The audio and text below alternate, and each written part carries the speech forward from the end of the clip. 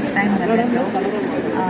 ಸಾದಿಕ್ ಅವರಿಗೆ ಮತ್ತು ಸಾನಿಯಾ ಟ್ರಾವೆಲ್ಸ್ಗೆ ನಾನು ತುಂಬ ಹೃದಯದ ಚಿರುಣಿಯಾಗಿದ್ದೇನೆ.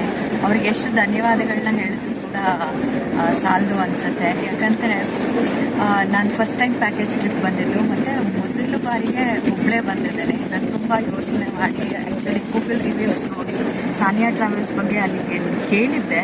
ಬಟ್ ನಾನು ಅದು ಇಷ್ಟೊಂದು ಚೆನ್ನಾಗಿರುತ್ತೆ ಅಂತ ನಾನು ನಿಜವಾಗ್ಲೂ ಕನಸಿನಲ್ಲೂ ಕೂಡ ನಾನು ಅಂದ್ಕೊಂಡಿರಲಿಲ್ಲ.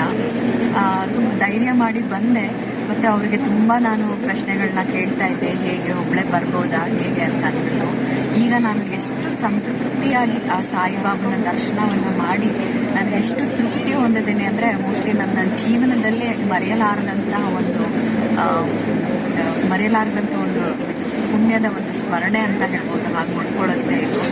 ಅವರು ಸ್ಟಾರ್ಟಿಂಗಿಂದ ಹಿಡಿದು ಒಂದು ಟಿಕೆಟ್ ಬುಕ್ ನಾವು ಮಾಡಿದಾಗಿಂದ ಹಿಡಿದು ಅವ್ರು ಕೊಡೋ